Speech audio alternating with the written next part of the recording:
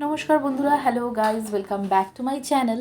তো আজকে না একটা বলতে পারো আমাদের পাড়ারই একটা ক্যাফে এক্সপ্লোর করতে গেছিলাম। আমি না ক্যাফেটাকে বেসিক্যালি রাস্তা থেকে দেখেছিলাম, তো ভাবলাম চলো ক্যাফেটা এক্সপ্লোর করে আসি। গিয়ে দেখলাম ক্যাফেতে আমি আর মাই দুজন কাস্টমার, আর কোনো কাস্টমারই নেই। যাই হোক, ক্যাফেটা বেশ অ্যাস্থেটিক একটা ব্যাপার স্যাপার আছে, বেশ একটা সুন্দর একটা ক্যাফে। একটু ভিডিও করে নিলাম। ক্যাফেতে শুধু কফি খেয়েছিলাম, আর কিছু না।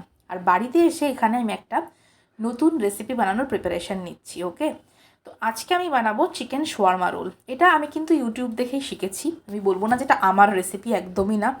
প্রথমে আমি এখানে মেয়োনিজের ডিপ বানাচ্ছি, যেখানে দিয়েছি গোলমরিচের গুঁড়ো, একটু লেবুর রস, একটু ভিনিগার, আর স্বাদ মতো নুন, চিনি আর মেয়োনিজ। ওকে, আরেকটা বানাবো হচ্ছে, এটা হচ্ছে টক দই বা ক্রিমের ডিপ। ঠিক আছে, তো যেহেতু ক্রিমের ডিপ, আপনি ক্রিমটা একটু দিয়ে টক দই দিতে পারেন।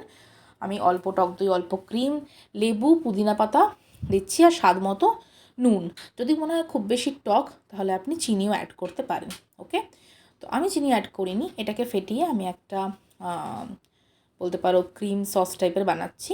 ওকে, দইয়ের সস আর মেয়োনিজ ডিপ তৈরি। আর এদিকে আমি কিন্তু সকালবেলায়, মানে দুপুরবেলায়, আমার চিকেনটা ম্যারিনেট করে রেখেছিলাম। আর এখানে আমি সন্ধ্যাবেলা পরোটাটাকে একটু কম তেল দিয়ে ভেজেছি। ভেজে আমি পরপর লেয়ার সাজিয়ে নেব, হয়ে যাবে।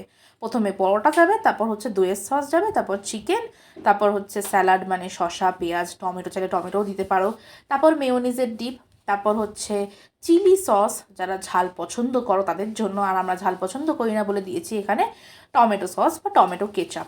এভাবে স্টেজ করে সাজিয়ে সাজিয়ে কিন্তু আমাদের চিকেন শর্মা রোল রেডি। তোমরাও ট্রাই করে দেখতে পারো। Thank you.